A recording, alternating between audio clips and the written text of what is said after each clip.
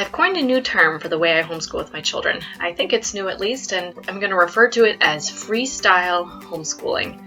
I go with where the interest takes us, either as individuals or as a group collectively, or where I perceive would be an interesting unit of study to engage in. Welcome to my channel, Sharing the Discovery. I'm Julia, and I'm really happy that you're here. I enjoy sharing the discovery of the resources that I've come across on our learning journey, and that's kind of my passion, is to be able to share that and hopefully help others along the journey, and not just to use the resources that I put out there, but to engage in their own quests, in their own ways of learning and growing. I'll say from the start that the library is a huge resource for us. I'm the lady who goes to the library and comes home with a bag of books every week. I will order my books ahead of time, especially in this time where going into the library is restricted to people who wear masks, and my choice is to not go in at this point. So I am able to do it from online. I'm able to order a bunch of books and pick them up on the day that I'm going by the library, which works out really well. Being able to use online resources is an amazing gift that I feel very privileged to be able to utilize within our generation. It's not something that's always been there, right? I think that sometimes we can take it for granted, but it's something I'm very aware of to be grateful for in the generation of homeschooling that I'm in.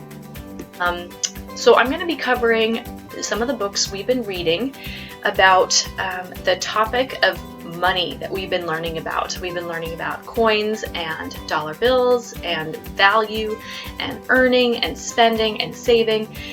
Very simple overviews, and honestly a lot of the content that we've been exploring is in picture books. So that's what I'll be sharing today, is the picture books that we've been using. The curriculum that I downloaded is a free resource. It's called the Money Smart curriculum, and the curriculum I downloaded was specifically for grades K through 2, I believe it was. I will put the link below. And I got a lot of the books, the picture books that was recommended from their book list. But also I came across several others that I've added in as well. One of the first books that we read together was 1 cent, 2 cent, old cent, new cent, with Cat in the Hat, obviously a fixture in this book. This is by Bonnie Worth. Very simple and engaging overview on the history of money, why we use money, coins, and the development of how this came to be our currency, how coins are made, different just facts, interesting facts about coins. Really great book to have as a resource. Again, these are pretty much all library books. This is also from the library. This is called The Go Around Dollar by Barbara Johnson Adams. And this gives a very simple overview of how a dollar makes its way around to various people, how it gets spent, how it gets lost, how it gets saved. So really fun story that follows different people and makes it interesting to learn about how dollars make their way around. This book, If You Made a Million by David M. Schwartz, is probably a little bit above my children's heads, but it was really clever format of learning about the value. So say on this page, for example, this is, you've earned $1. So you can either get it in a dollar bill, 4 quarters, 10 dimes, 20 nickels, or 100 pennies. And it does that for a number of different denominations of money and values of money, and kind of gives different options of how to spend it or save it, put it in the bank. Again, that a lot of times, like, the numbers are a little bit over my head, never mind my children's head, especially when they get up, into the very high numbers. So this was a fun book to look at the pictures. It was engaging, but reading it was not quite where my children were at. And my son is almost 5 and my daughter is 3. The second lesson in the Money Smart curriculum was about careers and how people make money, basically, in real life. So this was one of the books, the books that they suggested, Clothesline Clues to Jobs People Do. And this was very engaging as far as they made it a guessing game. You look at the pair of clothes hanging up on the line, the uniform, and you guess. Who would that uniform belong to? What kind of a job would that person do? Very fun. My daughter asked me to read it multiple times over as we were sitting there. And we'll probably read it again. I'm sure it will be picked out again. This book was not recommended on the Money Smart book list, but Things People Do, the Usborne book of Things People Do, is highly recommended by me, and it's actually a Sonlight curriculum book. Sonlight is the curriculum that I grew up with as a kid. That's the curriculum my mom used with us kids, and I really appreciate the quality of the literature that they choose and the resources. So if you like a structured homeschool that is literature-based, I would highly recommend Sonlight as a go-to. And because I grew up with it, I know a lot of the resources, and so I'm able to kind of pick and choose from their book lists and try even new books that they add to their lists. So I don't follow them, all of their books, but I love having the background of being able to, pick and choose. Again, I'm a freestyle homeschooler here. This book is actually a book I spoke about in another video in the past, briefly, and it is a very, very informative, packed full of information book on different careers. And what is so fun about Usborne is that they make it fun, even for adults, I think. The names that they choose for the different people are just like puns, basically, I think is what it's called. So, I mean, like the ballerina is called Honor Toes, and it's just like a fun little, and each different career has names that kind of go, are a play on words for the names. Let's see, I think the construction crew had a lot of good ones. The builder for the construction crew is manual labor or manuel labor, It's just, I mean, the time and the effort and the energy and the fun that it gives to the book and that it took to come up with all those names is just very appealing. I like that kind of thing. I like plays on words, and I like words and all that. So that really, was was engaging for me, and my kids loved it too. We have gone through the whole book, and then we started over and kind of picked out pages, and I think we went through all of the pages again, honestly. The next book on careers that was recommended is Richard Scarry's What Do People Do All Day? My kids and I have been really enjoying Richard Scarry recently. His pictures are amazingly detailed as far as the amount of things that are happening on a page, and the little mishaps that the characters have as well. So he has written a section on a bunch of different careers, like doctor and fire engine, fire department people, and train engineers, a train trip, and we haven't even finished reading this. We've been reading like 2 or 3 stories a night before we go to bed, and we've been enjoying it immensely.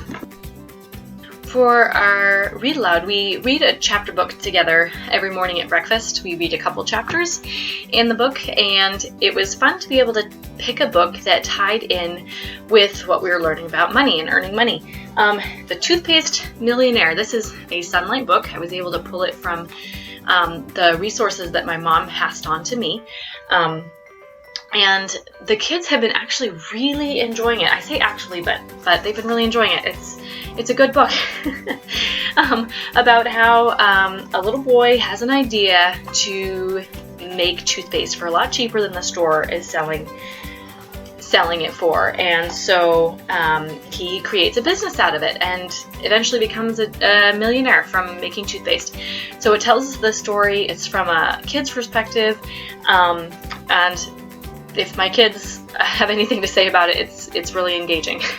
along those lines, Money Smart recommended Isabel's Car Wash as a book to read about kids earning money and saving and spending it in ways that they had planned to do. So this was an interesting story about a little girl who organized a car wash and got her friends involved, borrowed some money from them, and was able to pay them back when her car wash was done. Lily learns about wants and needs. Let's see, this is by Lisa Bullard. This was a basic overview of figuring out what is necessary, how to spend money first on what is a need, and saving extra for something you would want, or saving the extra to save for something you would want. They enjoy an ice cream treat at the end after all the necessary purchases were made. So this is a thought-provoking book and a book that was able to promote some discussion, and I've paired it together with an activity page from the Money Smart curriculum about wants and needs. I think I still have it here. Yes, it was using a dog as the illustration, and which things are things that he needs and which are things that would be like extra, a want.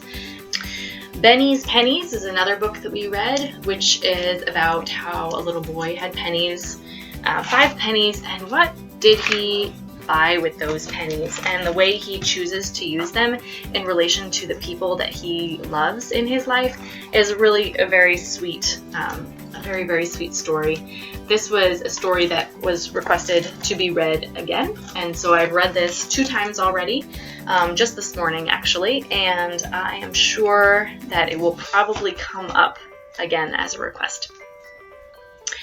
Bunny Money. This may be a recognizable character by Rosemary Wells. She has a lot of books that involve this character, Max, and basically this story was about how he and his sister went on a trip to purchase a birthday gift for their grandma, which was kind of fun because it was my grandma's birthday this week as well, so it was kind of a special little tie-in. And so basically the book tells us how much money she started out with, and she had some unexpected expenses thrown in there, and how Max's big sister managed those expenses, because they often related to Max. Sorry, the story is about Max and his big sister Ruby. I don't know if I said that clearly enough, but Ruby is the one with the money, and she is the one who wanted to buy the birthday gift. I saved the best for last. I think this would probably be my top pick of books about money, specifically to learn from for kids. It's called My Rows and Piles of Coins, and it takes place in Tanzania, and it's a really engaging and sweet story about a little boy who saves up money to buy a bicycle so that he can help his mom, called Yayo, as she goes to market. And you'll see how it ends up, but it has a really sweet ending. There he is riding his bicycle. So very satisfying book to read, and he does really well saving his money. A really great example of how you can save up and then spend your money in an effort to bless someone else. So that wraps up this video of all the resources that we used to learn about money, preschool style. We had a lot of fun. We enjoyed this topic, and we have more topics to come. I have more books ordered in my library account and many more resources that I would love to share.